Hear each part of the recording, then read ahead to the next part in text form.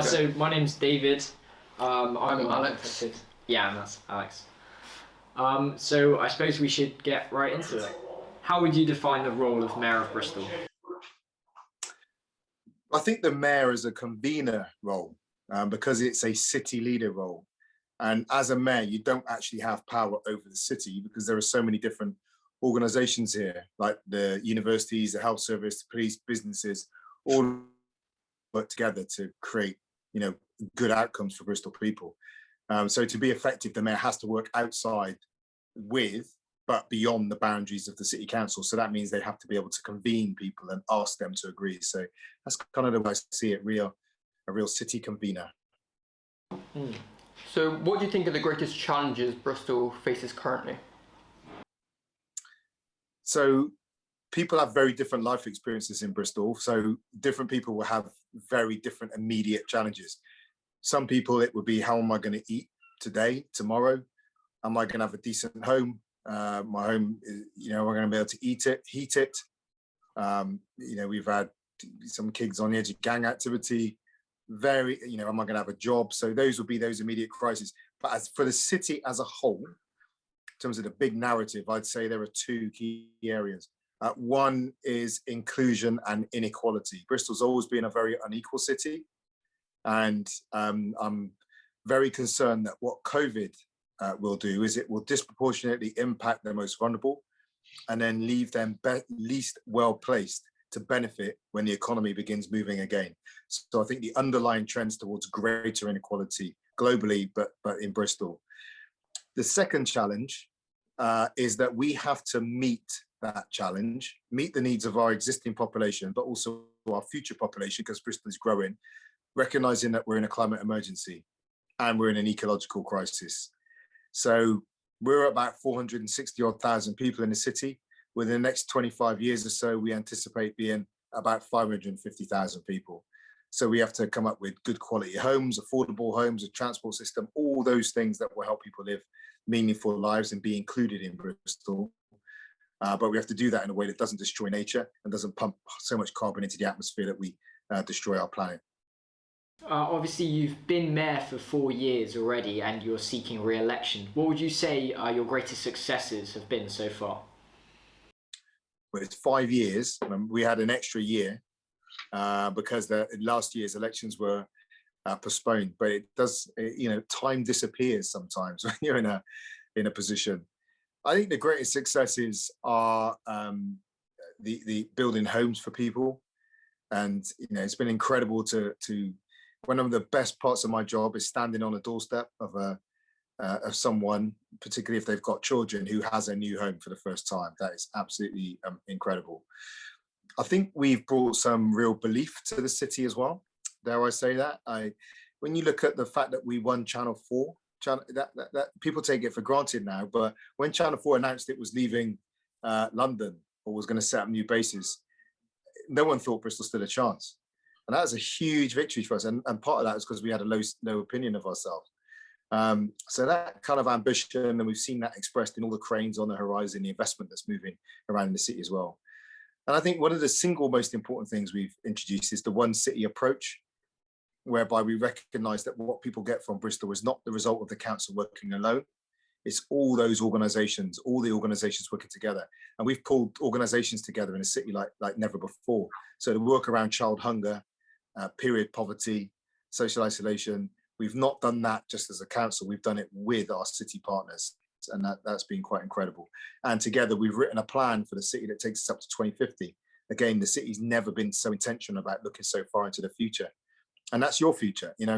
I wish someone had thought 10, 15 years into the future when I was younger, but we're doing it now.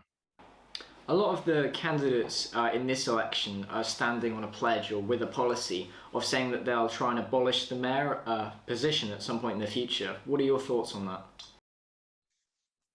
Well, I think you can make the argument for it.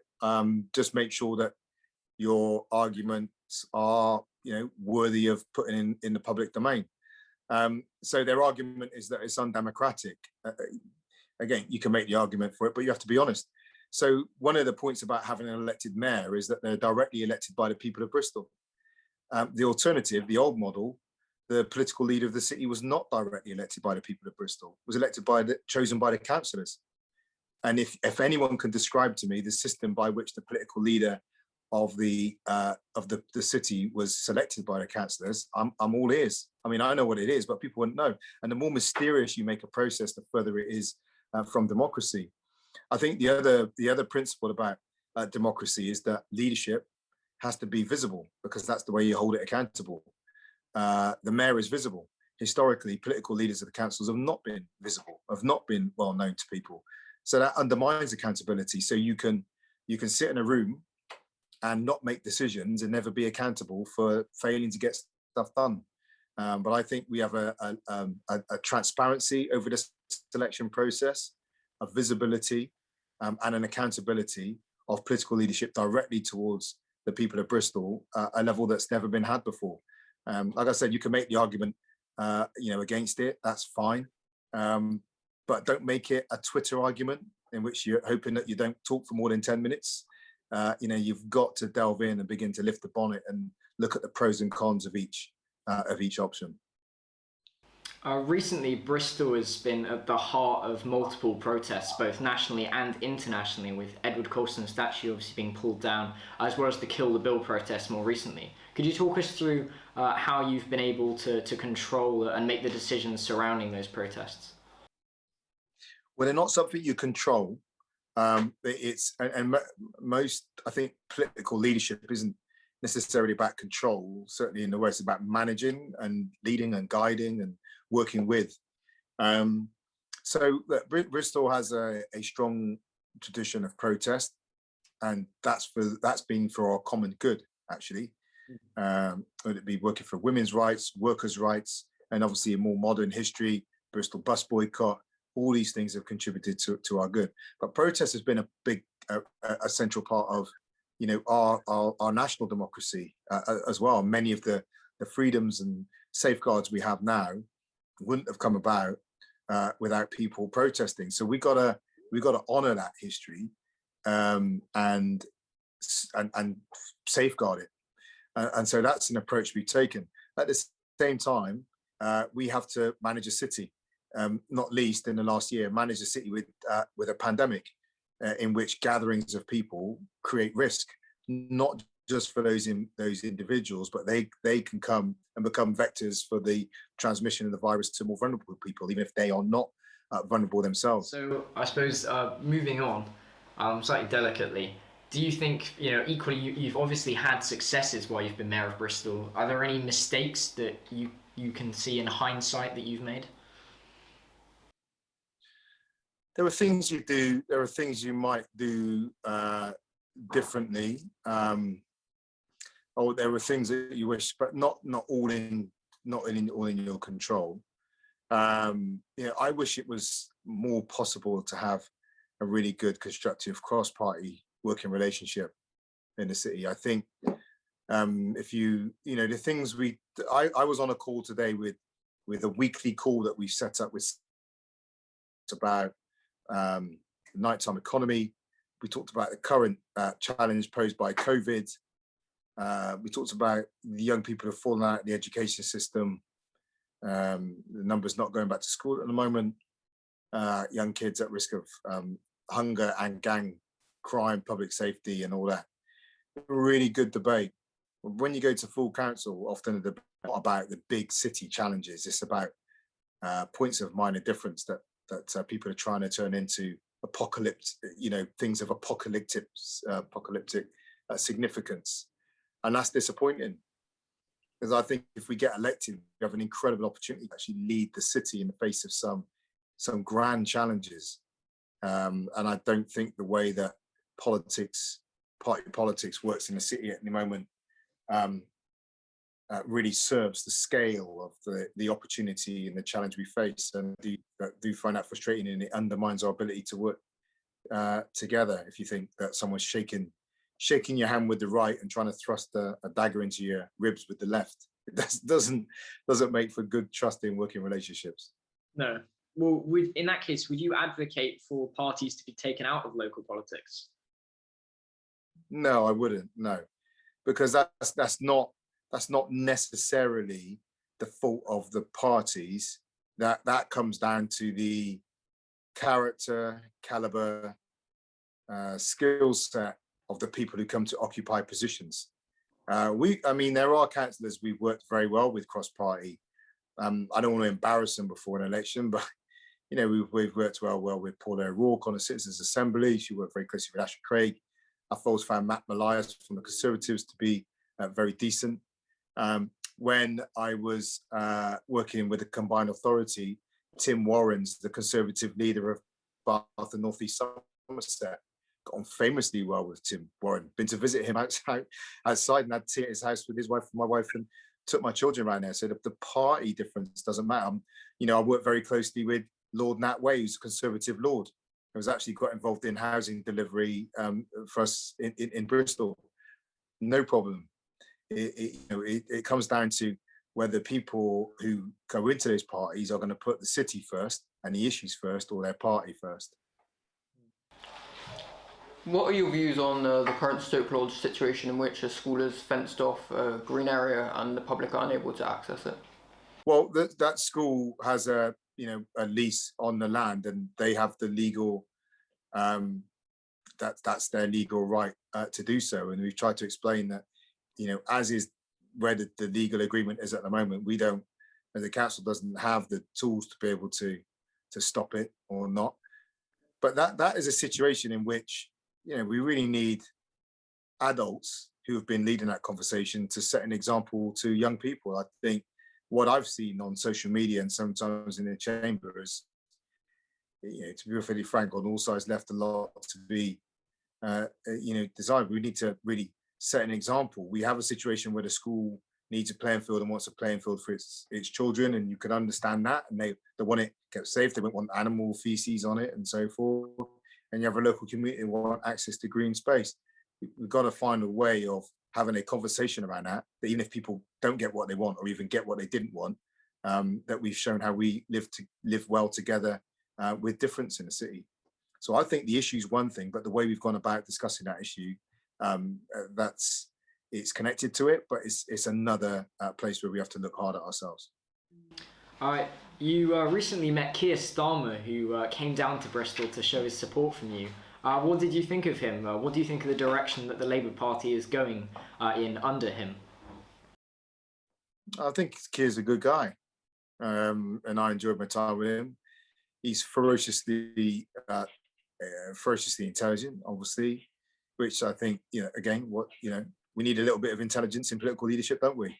It's all very well, blustering and fluffing your hair, but we're in challenging times. Climate change, ecological crisis, growing world inequality, an unsteadying balance between the powers of global corporations and nations, particularly as we've departed the European Union.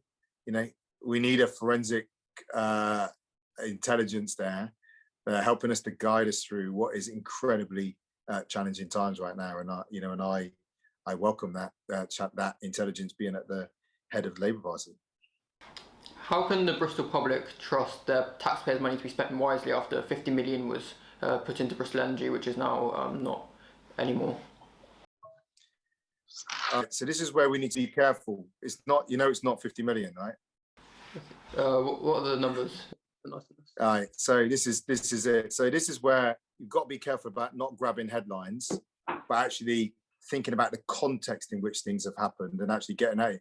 So 50 million is a number put out by an opposition politician repeatedly.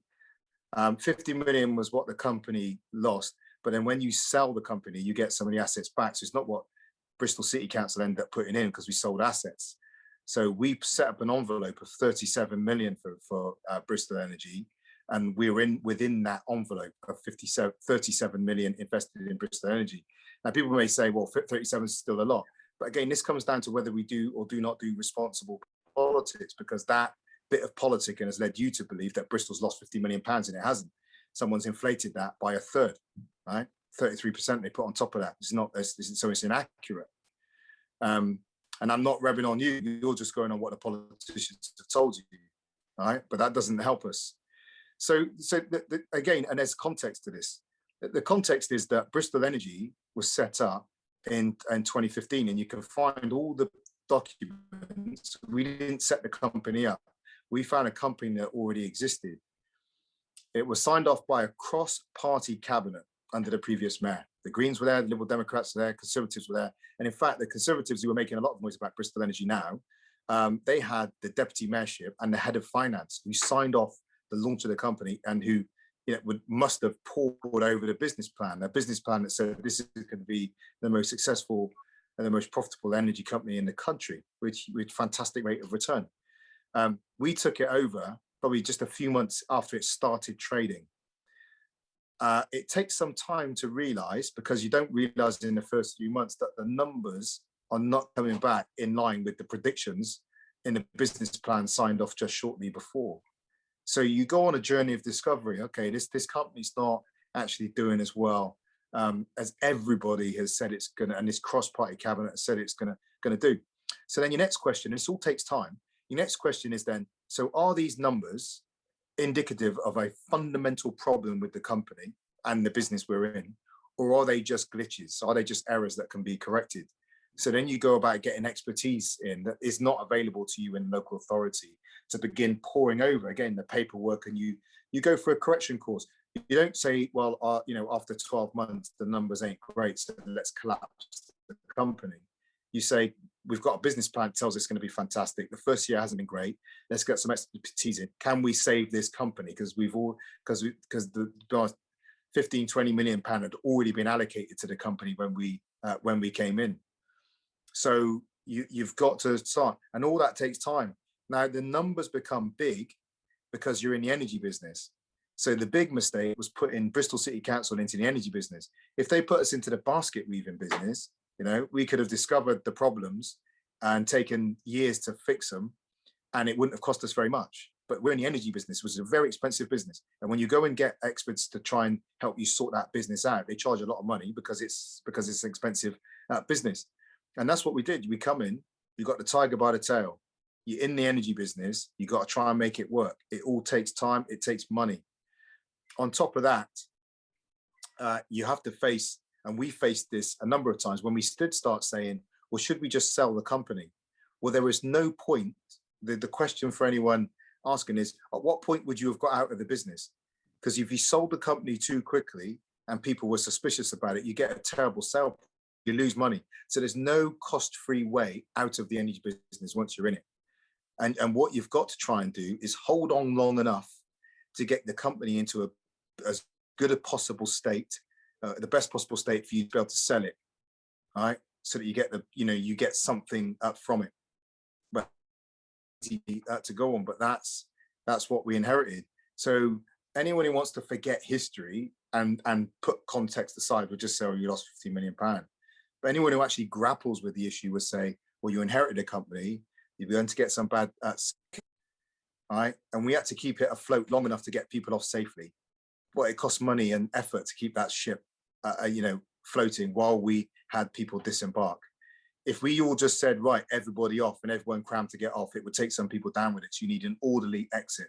What you do not want is a disorderly exit from the energy market. And it was going to come with a cost at whatever time or whatever point in that schedule. With all due... So in fact, I would say the contrary is the way we manage Bristol Energy in a carnivorous, vicious energy market is evidence of our financial responsibility. I would just say one other thing about that as well. Knew we were going to get out of the energy business, right? So for all that time, the opposition party kept going into the public domain and telling the world our energy company was rubbish. What do you think that was doing to the end sale price? It's killing it. They hurt us. You would never hear us talking down our company that we were going to sell, because it's your company, taxpayers, right? So all the time, the reason that we didn't fight back in public was because we were protecting the city's asset, keeping it in a stronger position as possible for the point at which we were going to sell it. The opposition just went in every week in the paper just telling everyone it's a disastrous company. So when the buyers eventually come to buy it, they do their due diligence, they go over the papers and they see this whole collection of scandal, and they say, well, why would we spend that much? Why would we give you that for it? So we can talk about responsibility, and I think when you break it down, there are more questions to be asked on that.